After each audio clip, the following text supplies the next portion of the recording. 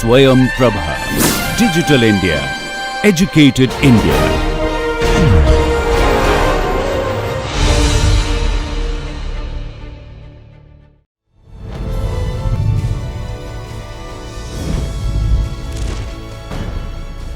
योगः कर्मसु कौशलम्.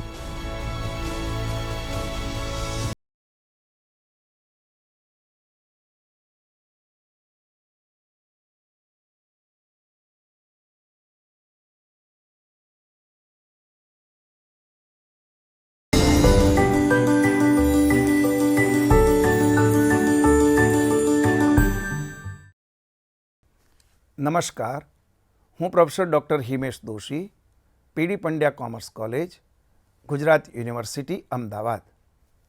મોડ્યુલ નંબર 4, હિસાબી ખ્યાલો, એકાઉન્ટિંગ કન્સેપ્ટ. અગાઉના મોડ્યુલમાં આપણે હિસાબી સમયનો ખ્યાલ, કન્સેપ્ટ ઓફ પિરિયોડિસિટી, ઉપાર્જનનો ખ્યાલ, અક્રુઅલ કન્સેપ્ટ અને આવક સામે ખર્ચના મેળનો ખ્યાલ, મેચિંગ કન્સેપ્ટની વિસ્તૃત ચર્ચા કરી.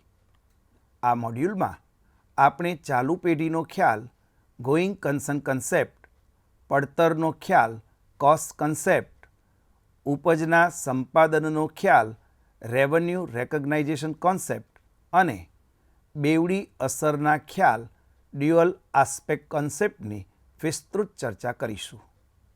ચાલો આપણે ચાલુ પેઢીનો ખ્યાલ, ગોઈંગ કન્સર્ન કન્સેપ્ટથી શરૂઆત કરીએ. ચાલુ પેઢીનો ખ્યાલ. ચાલુ રહેવાના ખ્યાલની ધારણા અનુસાર એવું માનવામાં આવે છે કે ધંધો આગામી આગાહી કરી શકાય તેવા અથવા અનિશ્ચિત સમયગાળા માટે ચાલુ રહેશે અને ધંધો બંધ કરવાની અથવા તેના કામકાજને નોંધપાત્ર રીતે ઘટાડવાની કોઈ યોજના નથી. દેવાદારો, લેણદારો, બેંક, સરકાર, કર્મચારીઓ જેવા તમામ પક્ષકારો જ્યારે વ્યવહારો કરે છે ત્યારે તેઓ આ ધારણા કરશે. જ્યારે કોઈ ઉદ્યોગ સાહસિક દ્વારા કોઈ પણ ધંધો શરૂ કરવામાં આવે છે ત્યારે તે અપેક્ષા રાખે છે કે તેનો ધંધો પેઢી દર પેઢી ચાલતો રહેશે અને ઘણી વખત એવું જોવા મળ્યું છે કે એવી ઘણી પેઢીઓ છે જે છેલ્લા 4 થી 5 પેઢીઓથી કાર્યરત છે. દરેક મનુષ્યનું જીવન કુદરત દ્વારા નક્કી કરવામાં આવે છે, પરંતુ ધંધાનું જીવન નક્કી કરી શકાતું નથી. તમામ ધંધાઓ એ ધારણા પર ચાલે છે કે ધંધો અનિશ્ચિત સમયગાળા માટે ચાલુ રહેશે. આમ ચાલુ રહેવાનો ખ્યાલ મુજબ એકમનું અનિશ્ચિત આયુષ્ય ધરાવવામાં આવે છે. બોમ્બે ડાઇંગ સ્થાપના વર્ષ 1879, ડાબરની સ્થાપનાનું વર્ષ 1884 છે. ટાટા સ્ટીલ કંપનીની સ્થાપના 25 ઓગસ્ટ 1907ના રોજ જમશેદપુરમાં કરવામાં આવી હતી વગેરે. આ કંપનીઓનું આયુષ્ય 100 વર્ષથી વધુ છે અને તેઓ બજારમાં સારી રીતે કાર્ય કરી રહી છે. આ ચાલુ પેઢીના ખ્યાલનું પરિણામ છે. આ ખ્યાલને હિસાબોમાં કેવી રીતે અપનાવવામાં આવે છે તે જોઈએ. અનુક્રમ નંબર, વિગત, હિસાબી અસરો અને વાર્ષિક નાણાકીય પત્રકોમાં તેની રજૂઆત. નંબર 1, સ્થિર મિલકતો હસ્તગત કરવી. સ્થિર મિલકતો લાંબા ગાળા માટે હસ્તગત કરવામાં આવે છે. સ્થિર મિલકતોમાં રોકાણનો સમયગાળો 5 વર્ષથી વધુ હોય છે અને કેટલીક વાર તે 10 વર્ષ કે તેથી વધુ હોઈ શકે છે. સ્થિર મિલકતોની મૂળભૂત ભૂમિકા રોજિંદી કામગીરીની પ્રવૃત્તિઓમાં મદદ કરવાની છે. દર વર્ષે આ સ્થિર મિલકતોને ઘસારાની રકમ બાદ કર્યા પછી પાકા સરવૈયામાં દર્શાવવામાં આવે છે. ઘસારાની રકમ નફા નુકસાન ખાતામાં અથવા આવકના પત્રકમાં બિનરોકડ ખર્ચ તરીકે ઉધારવામાં આવે છે. આ મિલકતો 1 વર્ષ કે તેથી ઓછા સમયગાળા માટે હસ્તગત કરવામાં આવતી નથી. ચોક્કસ અસ્ક્યામતનું અંદાજિત આયુષ્ય પૂર્ણ થયા પછી ધંધો ચાલુ રહેશે તેવી અપેક્ષા સાથે નવી અસ્કયામતો હસ્તગત કરવામાં આવે છે. આ પ્રક્રિયા ચાલુ પેઢીના ખ્યાલને કારણે અનુસરવામાં આવે છે. નંબર 2, પ્રસારિત મહેસૂલી ખર્ચા. પ્રસારિત મહેસૂલી ખર્ચાઓને પાકા સરવૈયામાં મિલકત બાજુ દર્શાવવામાં આવે છે. આ તે ખર્ચાઓ છે જેનાથી 1 વર્ષથી વધુ સમયગાળા માટે લાભો પ્રાપ્ત થશે. ઉદાહરણ તરીકે 5 વર્ષ માટે ચૂકવેલ જાહેરાત ખર્ચ તે પાકા સરવૈયામાં દર્શાવાશે. દર વર્ષે તેમાંથી તેના લાભના સમયના આધારે એક સરખી રકમ બાદ કરવામાં આવશે અને તેને નફા નુકસાન ખાતામાં અથવા આવક પત્રકમાં ઉધારવામાં આવશે. આ પ્રક્રિયા ચાલુ પેઢીના ખ્યાલને કારણે અનુસરવામાં આવે છે. આ ખૂબ જ આશાવાદી ખ્યાલ છે.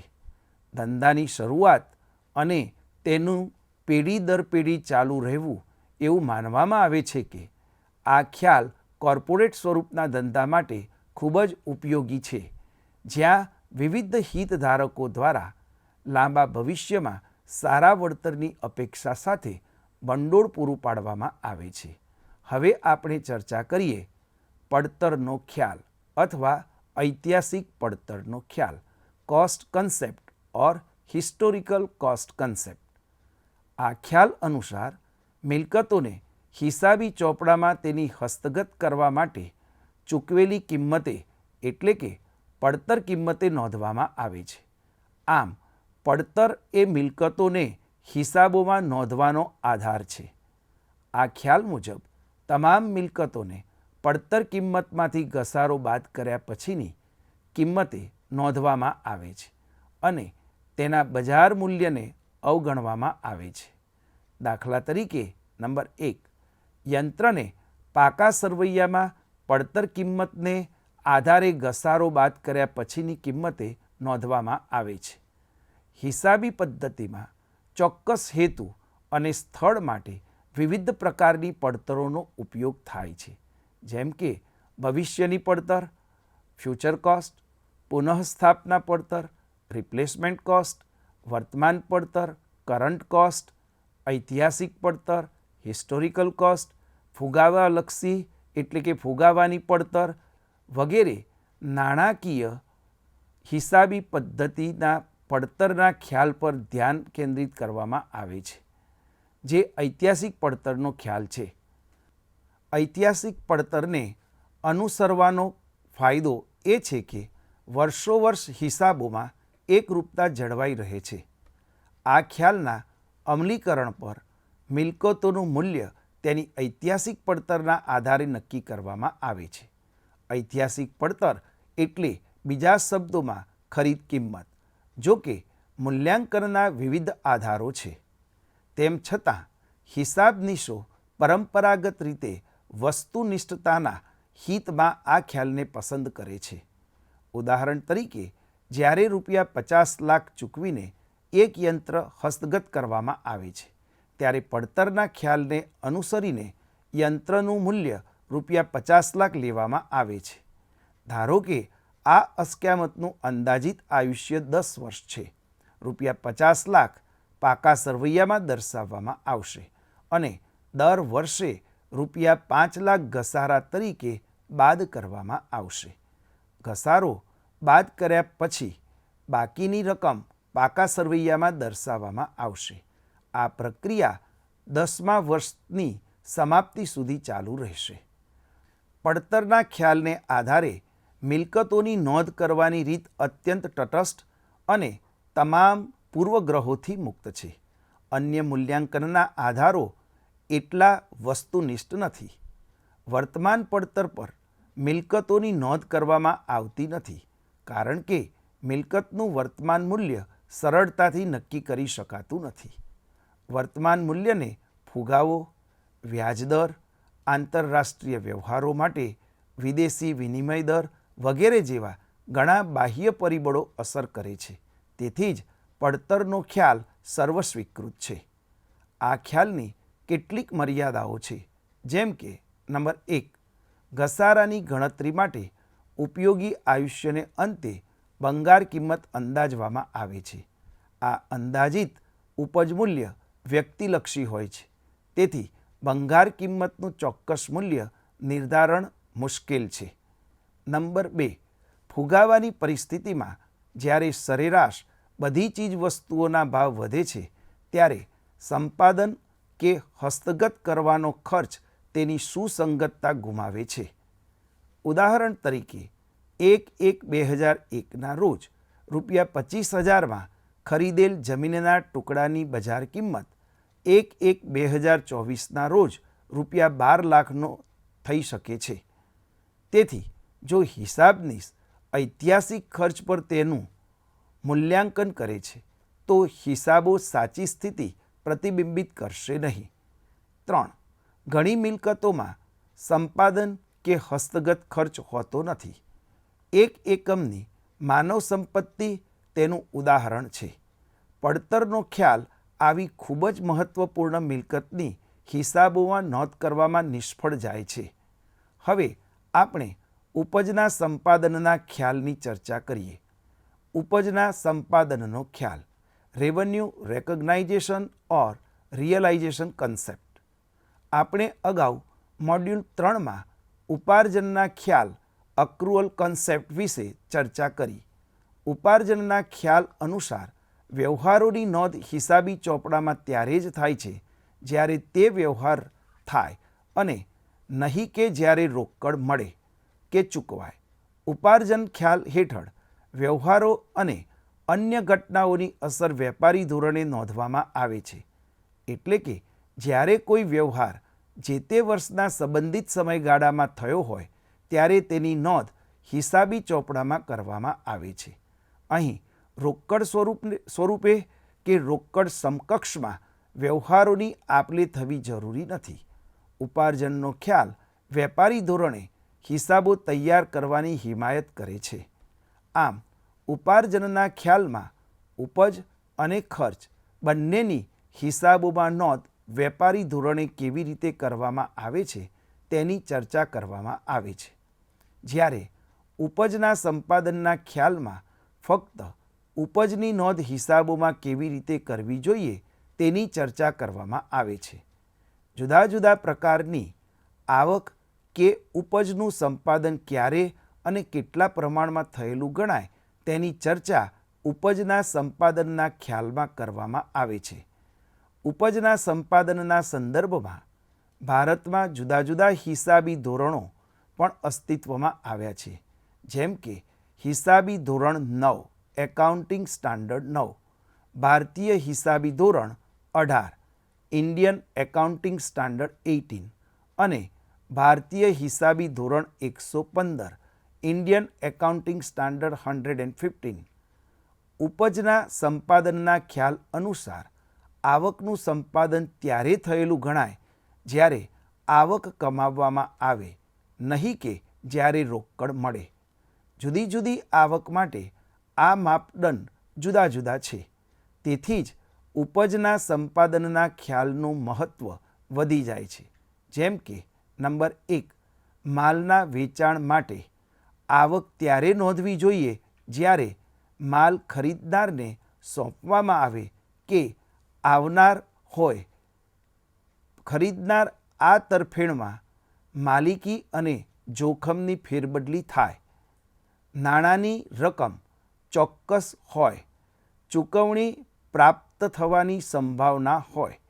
દાખલા તરીકે તારીખ 28/2/2024ના રોજ ઉધાર વેચાણ કરવામાં આવે જેની રોકડ 1/5/2024ના રોજ મળે, એટલે કે વેચાણનો વ્યવહાર હિસાબી વર્ષ 2023-24માં કરવામાં આવે અને તેની રોકડ હિસાબી વર્ષ 2024-25માં મળે તો વેચાણની આવક જ્યારે વેચાણ કરવામાં આવે એટલે કે વર્ષ 2023-24માં કમાયેલ આવક તરીકે હિસાબી ચોપડે નોંધાય છે. જ્યારે રોકડ મળે ત્યારે નહીં. જ્યારે ઉધાર વેચાણનો વ્યવહાર થાય છે ત્યારે જ માલની માલિકી ખરીદનારને ફેરબદલી થાય છે અને તેથી ખરીદનારની રકમ ચૂકવવાની જવાબદારી ઊભી થાય છે અને વેચનારની વસ્તુ આપવાની જવાબદારી ઊભી થાય છે. આમ જ્યારે વેચાણનું બિલ કે ભરતિયું તૈયાર થાય ત્યારે જ વેચનાર માટે વેચાણ અને ગ્રાહક માટે ખરીદી તરીકે નોંધ થાય છે, રોકડ મળે ત્યારે નહીં. નંબર 2, સેવાઓ પૂરી પાડવા માટે આવક ત્યારે નોંધવી જોઈએ જ્યારે સેવા પૂર્ણ થાય છે અથવા જો સેવા લાંબી હોય તો તબક્કાવાર, જેને ટકાવારી પૂર્ણતા પદ્ધતિ કહેવાય છે. દાખલા તરીકે, એક સોફ્ટવેર કંપની 6 મહિનાના પ્રોજેક્ટ પર કામ કરી રહી હોય તો દર મહિને પૂર્ણ થયેલા કામના આધારે આવક નોંધી શકે છે. પરંતુ એરલાઇન કંપનીને ભવિષ્યમાં પ્રવાસની સેવા આપવા માટે અગાઉથી નોંધણી કરે ત્યારે રોકડ મળે છે, પરંતુ આ આવક અગાઉથી મળેલ આવક છે અને જ્યારે તે પ્રવાસ પૂરો કરવાની સેવા પૂર્ણ કરે ત્યારે જ આવક તરીકે નોંધાય છે. 3. વ્યાજ, રોયલ્ટી અને ડિવિડન્ડ માટે. વ્યાજ સમયના આધારે, દાખલા તરીકે માસિક અથવા વાર્ષિક. રોયલ્ટી કરાર મુજબ, જેમ કે વેચાયેલ દરેક એકમ દીઠ. ડિવિડન્ડ જ્યારે તે પ્રાપ્ત કરવાનો અધિકાર સ્થાપિત થાય છે, સામાન્ય રીતે તે જાહેર થયા પછી. નંબર 4, સોનાનું ઉત્પાદન થાય અને વેચાણ યોગ્ય સ્વરૂપમાં આવે કે તરત જ તે આવક તરીકે નોંધાય છે, નહીં કે જ્યારે ખરેખર તેનું વેચાણ થાય ત્યારે, કારણ કે તેના ઉત્પાદન કરતાં માંગ વધારે છે. આવક ઉપાર્જનના આ સામાન્ય નિયમના કેટલાક અપવાદો છે.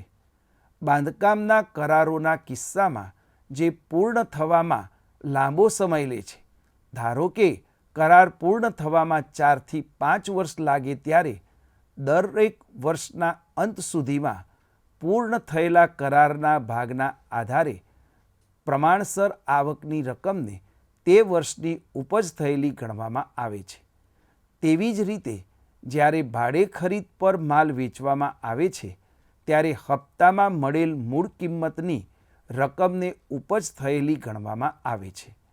અહીં એ પણ જાણવું અગત્યનું છે કે આવક ક્યારે ન નોંધવી. જ્યારે ચૂકવણી મળવાની અનિશ્ચિતતા હોય, જો વેચાણ અંતિમ ન હોય, જેમ કે ગ્રાહકને વેચાણ કે પરતના વિકલ્પ માટે તેની મંજૂરી પર મોકલેલો માલ, જો માલિકી અથવા જોખમની ફેરબદલી ખરીદનારની તરફેણમાં થયેલ ન હોય, આ સંજોગો ઉપજની નોંધ થતી નથી. હવે આપણે બેવડી અસરનો ખ્યાલ, ડ્યુઅલ આસ્પેક્ટ કોન્સેપ્ટની ચર્ચા કરીએ. બેવડી અસરનો ખ્યાલ, ડ્યુઅલ આસ્પેક્ટ કોન્સેપ્ટ. આ ખ્યાલ મુજબ દરેક વ્યવહારમાં સમાન રકમની લેવડ દેવડના 2 પાસા હોય છે અને તેને હિસાબી ચોપડામાં ઉધાર અને જમા તરીકે નોંધવામાં આવે છે. વ્યવહારોના આ 2 પાસા એવી રીતે નોંધવામાં આવે છે કે તેની 2 અસરને કારણે મિલકતો બરાબર મૂડી વત્તા જવાબદારીનું સમીકરણ હંમેશા સંતુષ્ટ થાય. વ્યવહાર નોંધવાની આ પદ્ધતિ હિસાબી સમીકરણને એવી રીતે અસર કરે છે કે વ્યવહાર મિલકતો અને જવાબદારીઓના સમાન રીતે અસર કરે છે અને મિલકતોનો સરવાળો મૂડી અને જવાબદારી બરાબર થાય. નામા પદ્ધતિમાં બેવડી નોંધ પ્રણાલી એક વ્યાપકપણે ઉપયોગમાં લેવાતી પદ્ધતિ છે. અહીં દરેક ધંધાકીય વ્યવહાર 2 અસરો ધરાવે છે: ઉધાર અસર અને જમા અસર. વધુમાં, ઉધાર કરવામાં આવેલી કુલ રકમ જમા કરવામાં આવેલી કુલ રકમ જેટલી જ હોય છે. ઉધાર અને જમા બંનેનો સરવાળો હંમેશા એક સરખો જ હોય છે. આ ખ્યાલ બેવડી નોંધ પ્રણાલીનો મુખ્ય આધાર સ્તંભ છે. દરેક વ્યવહાર અથવા ઘટના 2 પાસા ધરાવે છે. ધંધાકીય વ્યવહારો હંમેશા કાં તો મિલકતો અથવા જવાબદારીઓ, આવકો અથવા ખર્ચાઓ અથવા કોઈ પણ બેના મિશ્રણના સંદર્ભમાં હોય છે. ચાલો આપણે ધંધાકીય વ્યવહારોની તમામ શક્ય અસરો જોઈએ. નંબર 1, તે એક મિલકતમાં વધારો કરે છે અને મૂડીમાં વધારો કરે છે. નંબર 2, તે એક મિલકતમાં ઘટાડો કરે છે અને મૂડીમાં પણ ઘટાડો કરે છે. 3, તે એક મિલકતમાં વધારો કરે છે અને બીજી મિલકતમાં ઘટાડો કરે છે. 4, તે એક મિલકતમાં વધારો કરે છે અને સાથે જવાબદારીમાં પણ વધારો કરે છે. 5, તે એક મિલકતમાં ઘટાડો કરે છે, જવાબદારીમાં પણ ઘટાડો કરે છે. 6, તે એક જવાબદારીમાં વધારો કરે છે, બીજી જવાબદારીમાં ઘટાડો કરે છે. ઉદાહરણની મદદથી આપણે બેવડી અસરનો ખ્યાલ સમજીએ. હવે એક ઉદાહરણ દ્વારા આપણે જોઈશું. ઉદાહરણમાં આપણે એવું સાબિત કરવા માગીએ છીએ કે મિલકતો બરાબર મૂડી વત્તા જવાબદારીઓ, A બરાબર C+L. આપણે આ વસ્તુ મિલકતો, મૂડી અને જવાબદારીના જુદા જુદા ઉદાહરણો લઈને તપાસીશું. આપણે અહીં એક ઉદાહરણમાં મિલકતોમાં રોકડ, ફર્નિચર, માલસ્ટોક અને બેંકનો સમાવેશ કરેલો છે અને મૂડી અને જવાબદારીમાં મૂડી અને બેંક લોનનો સમાવેશ કરવામાં આવેલો છે. વ્યવહાર નંબર 1, ₹50,000 લાવી ધંધો શરૂ કર્યો. તો અહીં ₹50,000 રોકડ ધંધામાં આવશે, એટલે કે મિલકત બાજુ રોકડમાં ₹50,000 લખાશે. તેની સાથે સાથે ધંધાનો માલિક ધંધામાં રકમ લાવ્યો હોવાથી તેને મૂડી ગણવામાં આવશે. તેથી મૂડી બાજુ ₹50,000 લખાશે. વ્યવહાર નંબર 2, ₹10,000નું ફર્નિચર ખરીદ્યું. ₹10,000નું ફર્નિચર ખરીદવાથી ફર્નિચર ધંધામાં આવશે, એટલે કે ફર્નિચર નામની મિલકતમાં વધારો થશે. તેની સામે રોકડ નામની મિલકતમાં ઘટાડો થશે, એટલે કે ₹10,000 ધંધામાંથી જશે. નંબર 3, ₹12,000નો માલ રોકડેથી ખરીદ્યો, એટલે કે ધંધામાં માલ આવશે, એટલે કે માલ સ્ટોકમાં ₹12,000નો વધારો થશે અને રોકડ સિલકમાં ₹12,000નો ઘટાડો થશે.